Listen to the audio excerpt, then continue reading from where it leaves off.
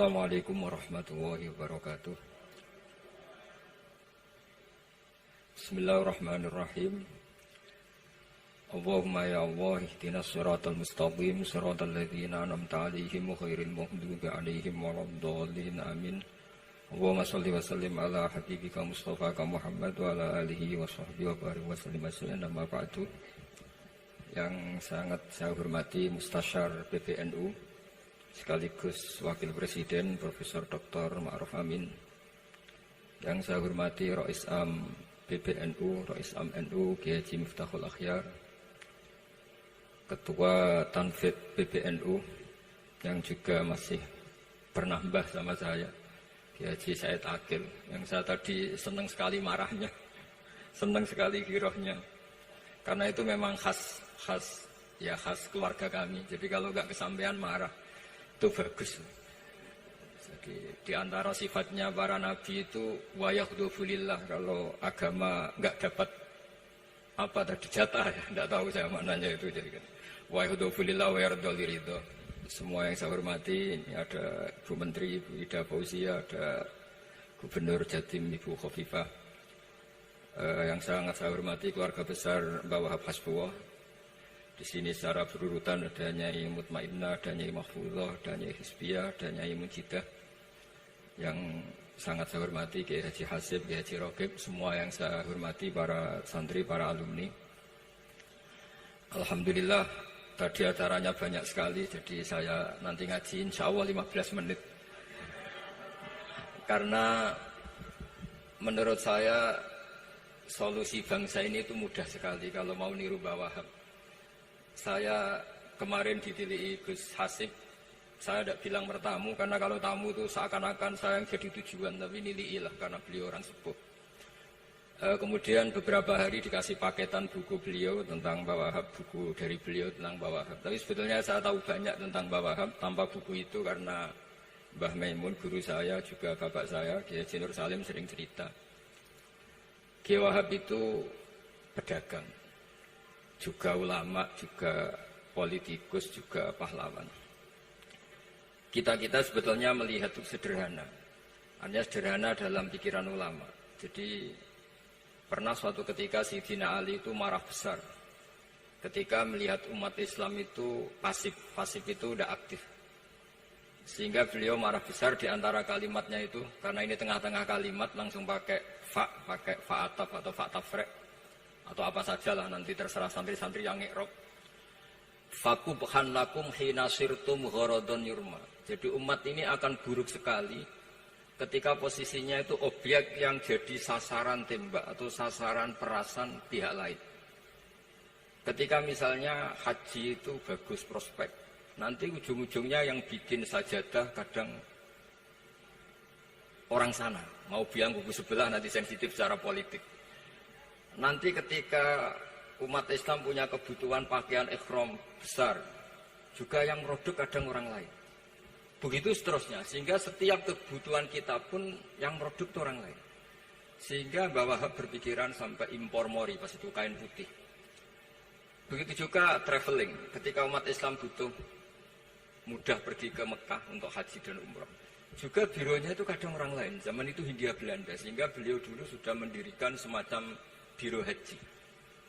Itu semua adalah madhab, di antara madhab Sayyidina Ali ketika beliau mengatakan fakubhan lakum hina sirtum gharadun yurma.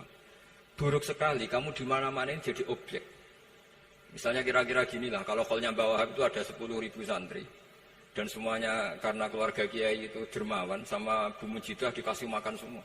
Nanti cateringnya yang menyediakan orang lain, kita tidak punya kecakapan produksi itu atau melayani itu.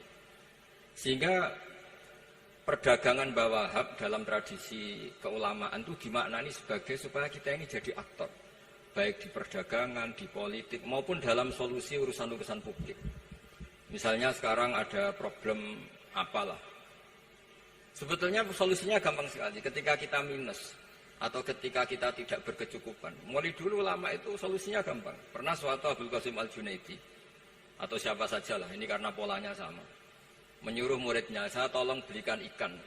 Cara sekarang mungkin dikasih uang 50.000, terus dikasih tahu sama muridnya, Pak Yai uangnya tidak cukup karena harga ikannya 70.000.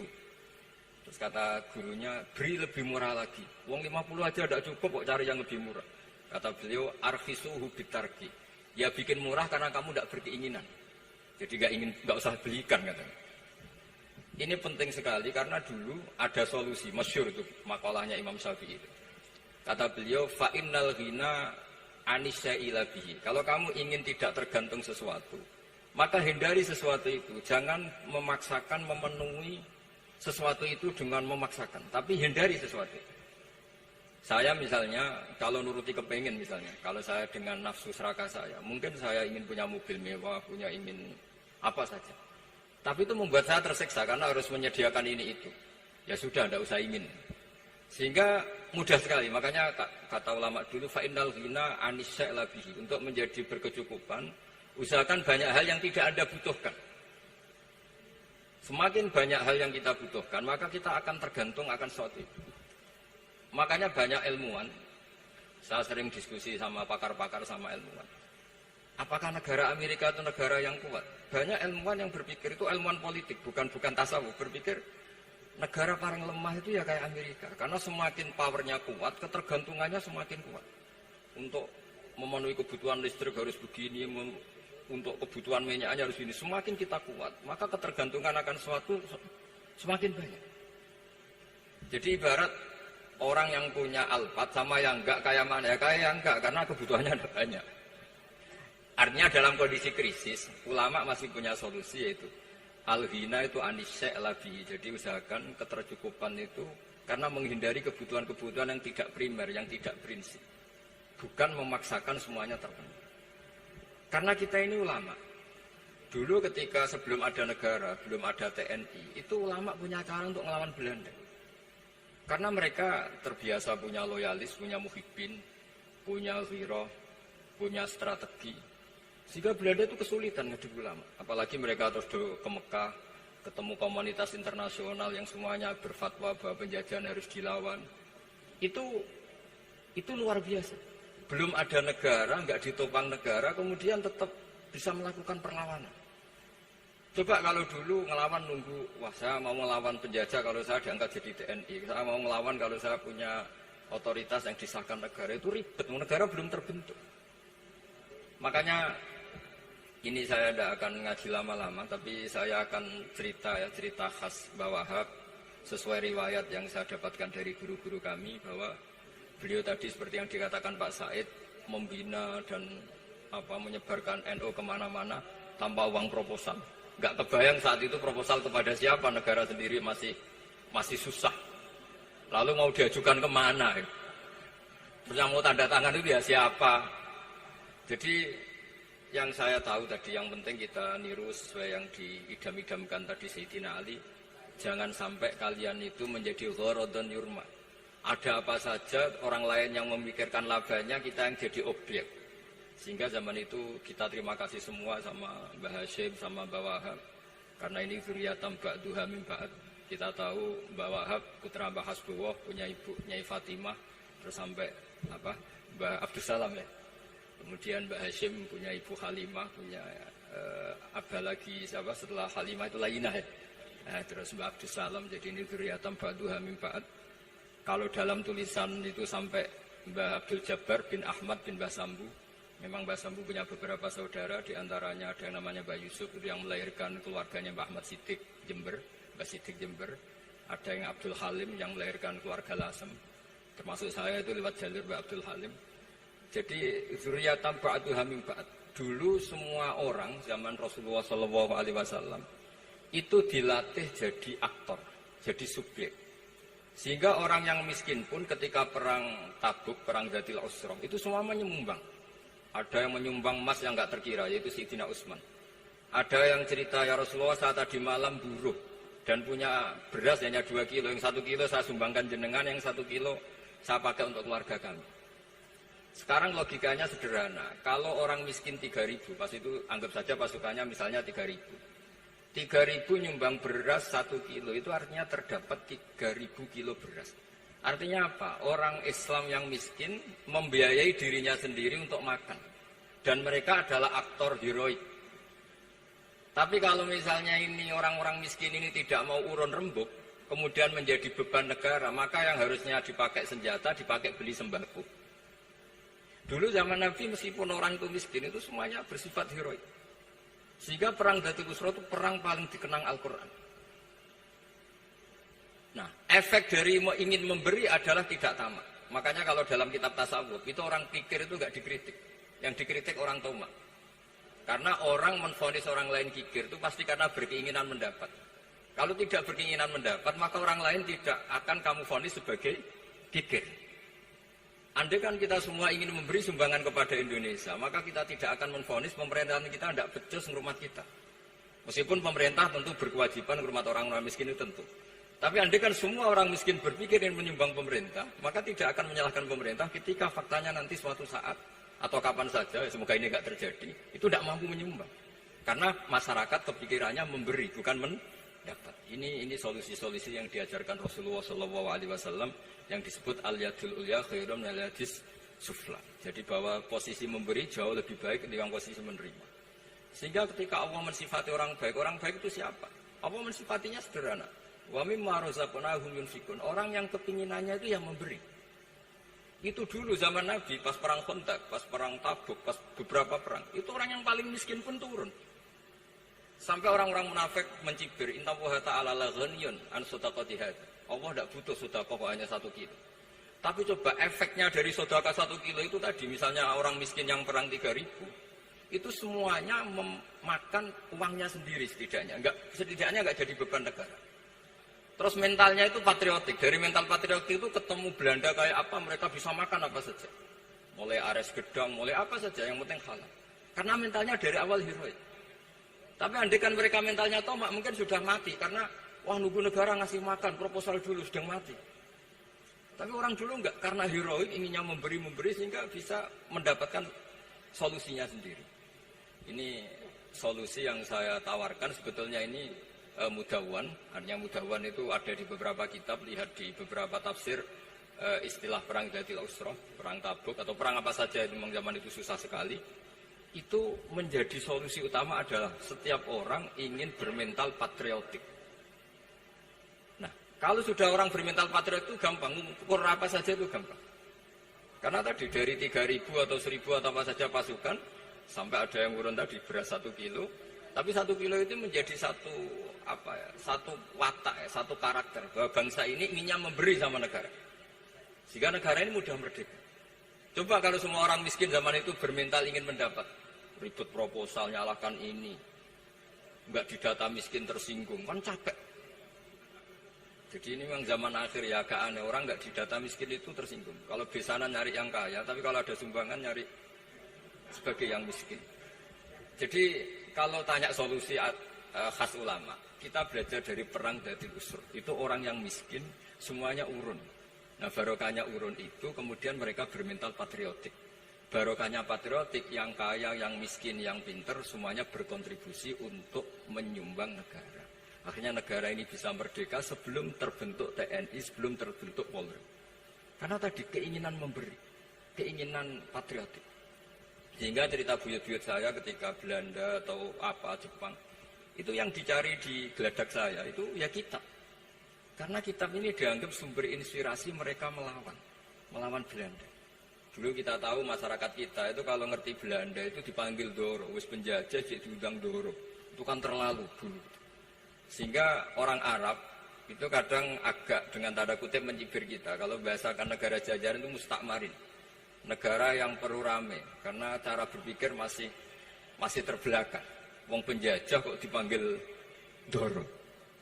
Terus ketika beberapa kiai melihat Belanda baik karena di alun-alun dikasih masjid gini-gini, sudah tidak berotak karena anggap Hindia Belanda itu baik. Baru ketika era beberapa ulama, ada Mbah Hashim, ada Mbah Hasbuh, tadi kata beliau Dwi Tunggal tadi. Terus ada fatwa resolusi jihad. Sehingga mereka baru sadar bahwa Belanda itu ancaman. Kayak apa pentingnya ilmu, kayak apa pentingnya fikih. Karena di fikih jelas, jihad untuk melawan penjajah itu fardu kifayah. Tapi jika musuh kadung ada di kita, maka itu fardu ain. Tidak lagi ada prasyarat harus lelaki, harus merdeka, enggak, perempuan pun harus terlibat. Sehingga kita punya pahlawan kayak Nyadin, beberapa daerah Kartini. Itu ada di khazanah kitab-kitab fikih kita. Jadi kita tidak pernah kehilangan khazanah untuk menjawab muskilatus zaman, untuk menjawab problem-problem zaman. Tapi yang penting kita selalu ngaji, selalu belajar. Saya adalah orang yang sebetulnya tidak pernah ingin terkenal karena saya itu suka belajar. Cuma saya bikin pengecualian, mau diundang kalau pernah sepuh. Ternyata yang pernah sepuh itu banyak. Ini agak musibah bagi saya karena harusnya kiai itu ya dihormati, tapi gara-gara kalah sepuh digawe kongkonan. Saya ini kemana-mana digawe kongkonan. Jadi gayanya nasihati, tapi aslinya diperintah. Jadi tidak ada kerennya sama sekali. Saya di mana-mana posisinya al-ma'mur, diperintah. Tapi saya senang karena ilmu itu butuh konsensus. Andai kan saya tidak pernah ngaji di depan Mbah Mun, di depan bapak, di depan guru-guru, maka mungkin saya tidak pede atas bacaan yang saya baca. Karena saya tidak tahu ini benar apa enggak. Jika masyhur dalam guyonan santri, ada orang tidak baca-baca kitab, cari kamus sampai mati tidak ketemu. Karena dia bacanya lam tarjiman. Wah itu cari di kamus sampai mati tidak akan ketemu. Bareng tanya gurunya, ini apa Pak Yai? Oh itu lam tarodaman. Lam tarodaman itu karena marjiknya mar'ah, orang ningali sapa mar'ah, daman ing getih. Dia bacanya jadi satu lam tarjiman. Dicari di kamus, ya, sampai mati tidak akan ketemu. Makanya di guyonan-guyonan pesantren itu banyak katanya ada cerita orang mati karena satu titik. Jadi gurunya baca habbatun sauda dawaun min kulli da. Jadi dia kitabnya kelebihan apa? Titik. Jadi kelebihan titik dia bacanya itu hayatun sauda dawaun min kulli da. Nyari ular hitam, kobra. Dipatok mati, padahal sesuai resep kitabnya, karena kitabnya dia kelebihan titik hayatun sauda, artinya maknanya ular hitam, sementara tagnya mestinya habbatun sauda. Jadi kenaifan-kenaifan begini itu harus kita dandani, karena yang bisa, kata Pak Said tadi, yang bisa itu kita cari kebenaran dari mana. Kita itu ya pokoknya ulama lah, tidak harus NU, tidak harus Muhammadiyah, pokoknya ulama yang wasatiyah. Itu nanti terus gimana, yang wasatiyah itu kayak apa, tapi jelas ulama. Karena dulu zaman, kalau kita fair secara sejarah, dulu ya Mbah Wahab ya dekat Mas Mansur, dulu Mbah Hashim ngaji sama Mbah Ahmad Dahlan, sama-sama di Mbah Soleh Darat, ketika di Mekah ya sama-sama ngaji di Syekh Khotim Minangkabau. Jadi kalau era beliau itu ya memang dulu perbedaan itu nggak ada masalah. Karena perbedaan itu bawaan visi. Saya belajar usul fikih di antara yang diceritakan di buku-buku Mbah Wahab. Beliau itu ahli usul fikih. Sementara Ki Bisri itu suka fikih mateng. Sehingga memang ada perbedaan antara fikih mateng dan usul fikih. Saya beri satu contoh. Ini guyonan tapi nanti di usul fikih nanti kelihatan. Di usul fikih itu ada ilmu namanya tangkihul manat. Ketika Nabi sama-sama menyebut sesuatu, sebetulnya ada benang merah di situ, tidak sama persis. Misalnya begini. Ja'a a'rabiyun ila Rasulillah sallallahu alaihi wasallam. Faqala ya Rasulullah ahlaktu. Wa ma ahlakaka qal waqatu imraati fi nahari Ramadan. Ya Rasulullah, saya ini orang yang rusak karena saya berhubungan intim dengan istri saya di ketika Ramadan. Terus Nabi ngendikan, ya sudah kamu harus merdekakan budak. Saya tidak punya ya Rasulullah. Ya sudah kamu puasa 2 bulan berturut-turut. Kata beliau, puasa baru sehari saja kecelakaan apalagi 2 bulan. Karena kamu orang Arab lah, orang Arab itu dia cerita ini di Arab juga. Terus, ya sudah kamu sedekah sama 60 orang miskin. Saya ini orang paling miskin. Susah kan menghadapi orang miskin seperti ini. Nah, pertanyaannya secara usul fikih. Menurut mazhab Syafi'i, sanksi berat itu hanya untuk yang berhubungan suami istri. Sehingga kalau membatalkannya pakai rokok, pakai minum, pakai makan, tidak kena sanksi seberat itu. Masuk akal kan, karena memang hubungan suami istri dalam banyak hal, misalnya haji, itu ifsad, yang benar-benar ifsad, bisa merusak haji secara total.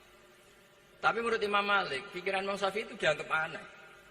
Loh ini hubungan suami istri itu statusnya mubah, sesuatu yang boleh. Maka semua hal yang boleh tapi merusak kehormatan Ramadan, maka ketentuannya sama. Yaitu misalnya nggak sakit, nggak apa, pagi-pagi nyate. Wah itu kan melecehkan Ramadan, nggak sakit, nggak apa, kok pagi-pagi nyate. Perlu dicatat karena hubungan suami istri itu sesuatu yang boleh. Berarti kalau yang boleh merusak Ramadan hukumannya berat, makan yang statusnya boleh juga hukumannya berat. Itu dulu bapak saya ketika bikin analogi itu mau cerita sederhana gini. Hak di sini ono santri ya goblok, kandhanane aneh. Istrinya lapor ke kiainya. Pak Yai, santri jenengan kalau sama istri sering mukul itu nabok pakai tangan. Santrinya dipanggil kan alumni, kamu jangan sering mukul istri kamu gini-gini. Iya Pak Yai, njih. Suatu saat 2 minggu istrinya lapor lagi, sekarang tidak nabok Pak Yai, nyaduk. Karena yang dilarang hanya nabok. Dipanggil kiai, lo kamu katanya masih sering nyaduk istri kamu. Yang dilarang kan mukul, sekarang nyaduk. Kapan-kapan meludahi. Nah, artinya di usul fikih dijelaskan bahwa makna haramnya naboi adalah hurmatul idza, haramnya menyakiti. Maka nyaduk sama, meludahi sama, menerlantarkan sama. Itu dulu bahwa ahlinya bikin usul fikih seperti itu. Sehingga misalnya amar ma'ruf nahi mungkar ketika beliau ditanya, apakah perlu ikut kabinet gotong royong? Tapi di situ banyak kelompok yang mungkin itu tidak cocok. Pikirannya kayak harus ikut, justru ikut benahi dari dalam. Meskipun dari ikut itu bahwa Wahab nyun sewu yang ngalami fitnah yang macam-macam dituduh karena zaman itu nasakom. Tapi itu beliau santai saja. Tapi zaman itu memang itu sah karena zaman itu belum dibubarkan. Jadi yang dialami Wahab ini luar biasa. Semuanya harus jadi pelajaran bagi kita.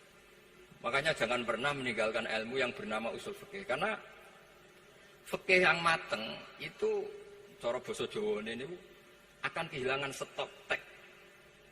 Misalnya Nabi sedekah pakai kurma atau pakai apa makanan pokok. Itu hadisnya itu kurma, sama Imam Syafi'i diganti kutu ahli baladi, yaitu makanan pokok dari negara. Sehingga kita tidak bisa mentang-mentang Nabi sedekahnya pakai kurma terus kita orang miskin kita kasih kurma. Bisa linu tuh nih kalau makan kurma orang Indonesia itu. Karena yang penting itu kutu ahli balad bukan kurma. Bukan mentang-mentang Nabi sholat di Mekah Medina, kalau ingin persis sunnah Rasul, sholatnya harus di Mekah Medina. Kalau di Indonesia, Nabi tidak pernah sholat di Indonesia. Sunnah Rasul, sholatnya di Mekah Medina. Bisa tidak ada orang sholat kalau gitu. Jadi, ada ilmu yang namanya tangkihul manat. Yang harus ditiru itu sisi mana? Nah, dalam konteks Arabi tadi, terus kemudian ada dibuang. Ja'a Arabion, kata Arabi itu dibuang. Datang orang Bedui. Orang kota pun kalau punya kesalahan yang sama, hukumannya juga sama. Maka kata Arabi dibuang. Nah, menurut Imam Malik, kata jima hubungan suami istri juga dibuang, diganti membatalkan puasa dengan apa saja yang tanpa uzur syarat. Jadi ini kealiman kiai-kiai Indonesia dulu itu. Misalnya kentong, dulu meskipun ada yang bilang bid'ah, kentong itu bid'ah karena mirip orang Nasrani. Orang Nasrani itu bentuk kentongnya di kelenteng itu tidak seperti kentong kita. Adat Indonesia kalau pos kampleng ada maling, ada banjir pakai kentong. Jadi adatnya memanggil tuh pakai kentong. Makanya kiai-kiai dulu, ini mirip orang Nasrani, enggak mirip pos kampleng katanya. Padahal jelas menurut hadis sahih jelas ketika ada sahabat usul ya Rasulullah bikin kentong, wah jangan nakus itu nanti kayak Nasrani. Bikin buk itu trompet, jangan nanti mirip orang Yahudi. Ya dengan api ya Rasulullah, jangan nanti mirip Majusi. Datang sahabat tergesa-gesa, beliau mimpi kalau diajarin azan. Azan itu maknanya al-ilam, memberi maklumat waktu sholat. Akhirnya ada azan. Kemudian ulama Indonesia dulu Mbah Hashim sama Kiai Fakih Mas Kemambang, yang satu anti kentong, yang satu pro kentong. Itu dulu ya saling menghormati, nggak masalah. Karena fikih itu sekali khilaf itu mirip-mirip. Tadi Pak Said Akil nyinggung Palestina. Saya pernah ke Palestina. Itu banyak ulama Mesir yang mengharamkan orang datang ke Yerusalem, ke Masjid Aqsa. Karena mau tidak mau harus dapat visa Israel, berarti ngaku eksistensi Israel. Karena dianggap mengaku eksistensi Israel maka hukumnya haram. Tapi saya pernah ketemu Imam Masjid Aqsa. Beliau bilang begini, Pak Bahak, kalau orang Islam dari seluruh dunia tidak datang ke kami, maka eksistensi kami dianggap diabaikan oleh komunitas internasional. Dan itu dengan mudahnya Israel mencaplok kita. Sehingga separuh ulama Mesir juga mewajibkan yang mampu harus ke sana. Dengan cara itu Aqsa aman karena masih diperhatikan ulama atau komunitas internasional. Yang satu cara pandang ke sana berarti ngaku eksistensi Israel karena ada visa Israel. Yang satu bilang harus ke sana, dengan itu eksistensi Masjid Aqsa terjaga karena masih diperhatikan ulama atau komunitas Jadi di mana-mana khilaf itu ya seperti itu. Tapi alhamdulillah di kita itu khilaf itu biasa. Sehingga zaman kita mondok, saya itu pernah pengalaman buruk sekali saya ketika jadi Rois Musyawarah Fatul Mu'in. Itu ada pertanyaan gini Gus Hasib. Saya tanya gini sama orang. Gus, soft paling utama itu yang nomor berapa? Nomor 1 kata saya. Yang kedua, yang soft berikutnya, iya yang berikutnya. Kalau sudah tahu soft terbaik itu yang nomor 1, kenapa masjid gak dipakai memanjang selatan utara? Biar semuanya nomor 1. Selagi masjid itu memanjang barat timur, pasti ada soft 1, 2, 3. Itu kan kurang ajar betul. Jadi supaya orang soft 1 semua ya tinggal desain masjidnya, yaitu memanjang utara selatan. Selagi masih memanjang barat timur, pasti soft 2, 3. Terus saya kebalik tanya. Lalu setelah begitu yang paling abdul siapa? Yang sisi kanannya imam. Ya sudah imamnya dipojokkan pol selatan. Biar semuanya dari pol kanan. Nanti ada masalah lagi. Yang paling abdul siapa? Yang paling dekat imam. Yuskono berubuti imam kan gitu. Jadi kalau nuruti fikih itu ya memang ilmu logika. Sehingga banyak orang jadi wali itu dari hasil ijtihadnya. Ada orang jadi wali karena sering sholat di shaf awal. Tapi ada wali pesaingnya justru jadi wali karena kalau sholat di belakang. Tapi tetap wali. Suatu saat 2 wali ini ketemu. Loh, kamu kok wali? Padahal kalau sholat paling belakang. Saya tuh malu sama Allah. Kok kayak sok suci ya kok ngarep gitu. Jadi wali karena adab bukan karena malas loh. Saya itu gak pede. Saya saja kok sholat di depan. Maksudnya kok kepedean itu. Tapi tentu cara saya tetap baik yang di depan. Ini saya bukan bela yang. Kenapa saya cerita bela yang belakang? Karena yang bela jarang gitu. Makanya saya. Dan kebetulan saya kalau sholat ya sering di sop belakang. Tapi ini saya cerita betapa logika fikih itu khazanahnya banyak dan luas. Dan kita bicara usul fikih itu biasa. Kita belajar sama beberapa ulama. Saya berkali-kali cerita di mana-mana. Muhammad bin Hasan Asyibani itu mewajibkan ulama kaya. Dan beliau kalau ngitung duit itu di kamar tamu, di ruang tamu. Sehingga santri ora kepikiran nyalami template. Kan cara wong Jawa kan meliting ngitung duit kok di ruang tamu. Tapi ternyata alasannya beliau masuk akal. Dan santri roh nak kiai ini di duit, jadi ra perlu kepikiran nyumbang gula. Ya masuk akal. Tapi yang nyimpen duit ya masuk akal, wong duit kok pamer-pamer. Tapi yang pamer nggih monggo nak niate ben wong liya ndak perlu berempati, ndak perlu sakit. Jika nggak perlu didata dapat BLT, mergo duit tidak kok.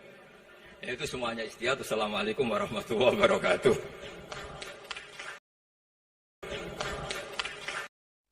Ilahi nas aluk bil ismil azam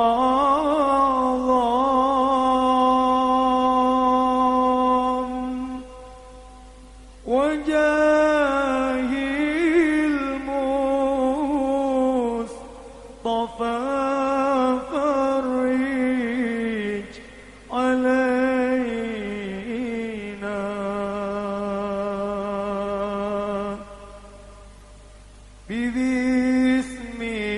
bismillah maulana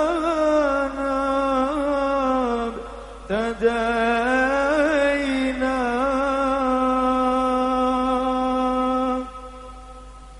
wa nahmaduhu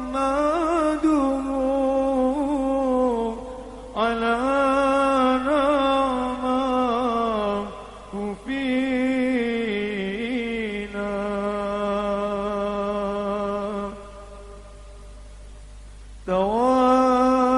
tawassalna bihi fi kulli amrin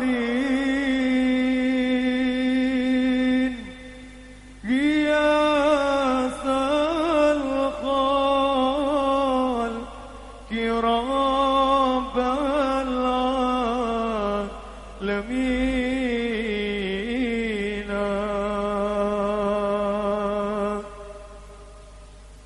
wa bil asma'i ma waradat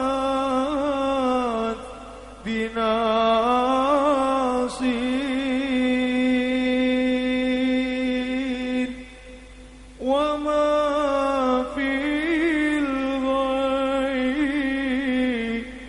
mazunan masuna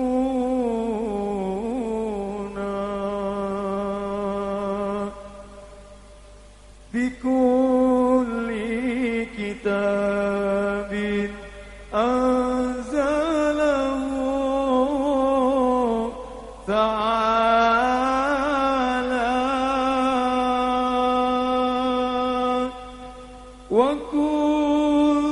وقرآن شفاء للمؤمنين راحت الأطيار تشهد في ليالي المولد وبريق النور يبدو من معاني أعمالي راحت الأطيار تشهد في ليالي المولد وبريق النور يبدو من معاني أعمالي راحت الأطيار تشهد في ليالي المولد وبريق النور يبدو من معاني أعمالي راحت الأطيار تشهد في ليالي المولد وبريق النور يبدو من معاني أعمالي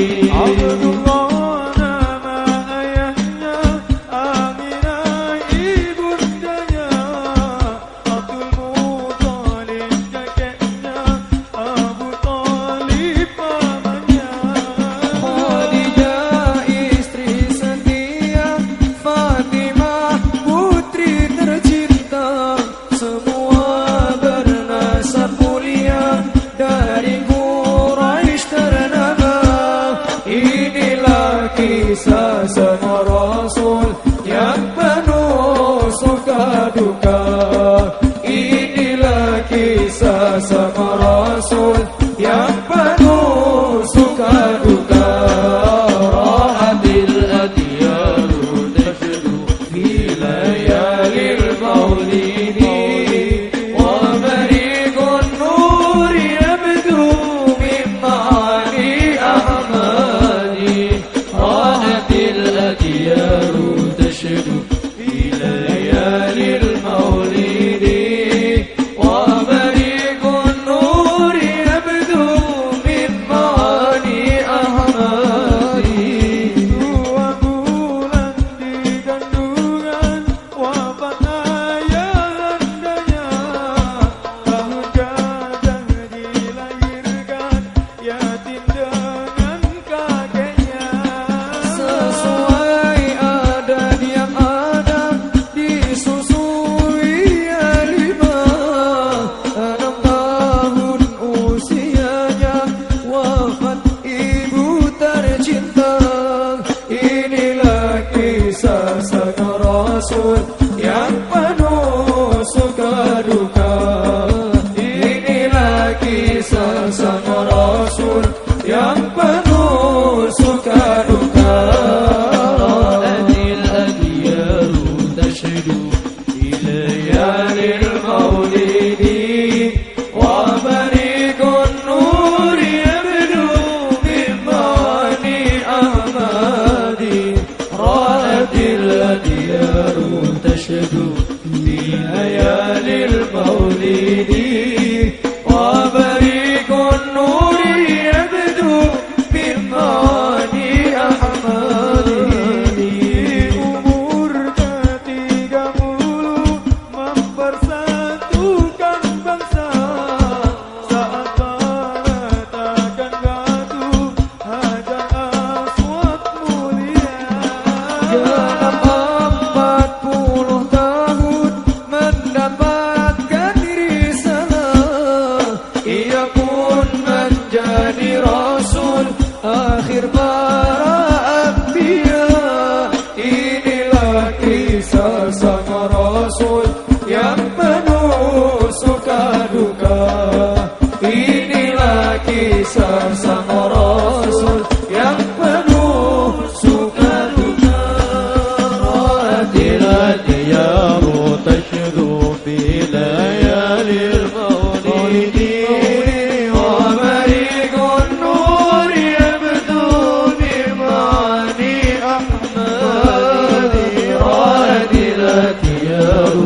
تشدو في ليالي المولد وبريق النور يبدو من معاني أحمد نبي الهدى لا تنساني من شفاعتي يا رسول الله وإني مسيء مذنب ذو جرائر يا رسول الله نبي الهدى لا تنساني من شفاعتي يا رسول الله فإني مسيء مذنب ذو جرائر يا حبيب الله يا رسول الله عافا ورحمة يا رسول الله لمسترحمين مستغفرين للمبادرين يا رسول الله نبي الهدى لا تنساني من شفاعتي يا رسول الله فإني مسيء مذنب ذو جرائر يا حبيب الله يا حبيب الله غوثا وغرة يا رسول الله بذي كربة مسودة كالدياجير يا رسول الله نبي الهدى لا تنساني من شفاعتي يا رسول الله فإني مسيء مذنب ذو جرائر يا حبيب الله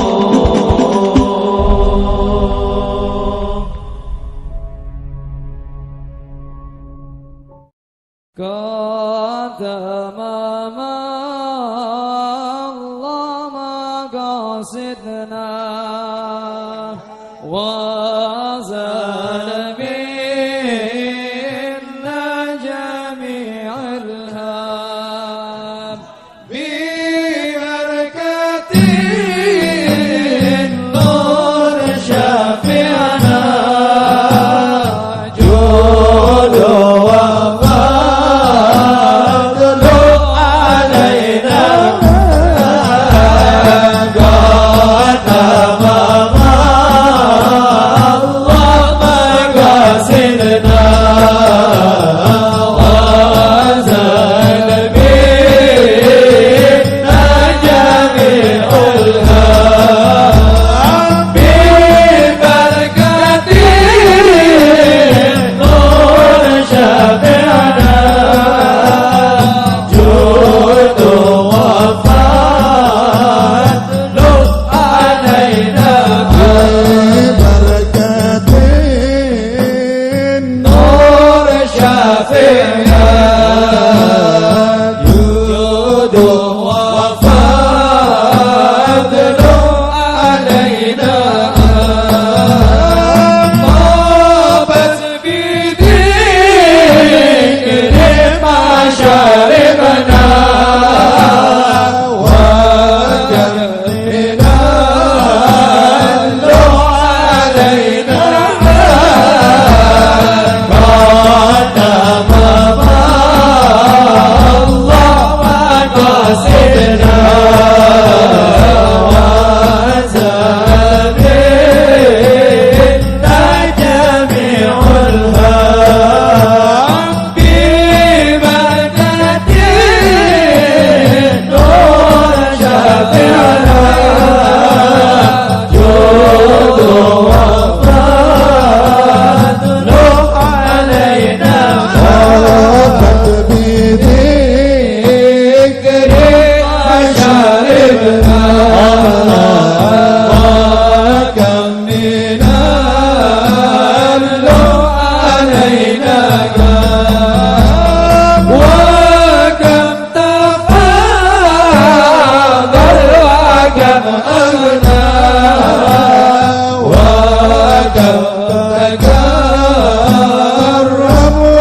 جمعنا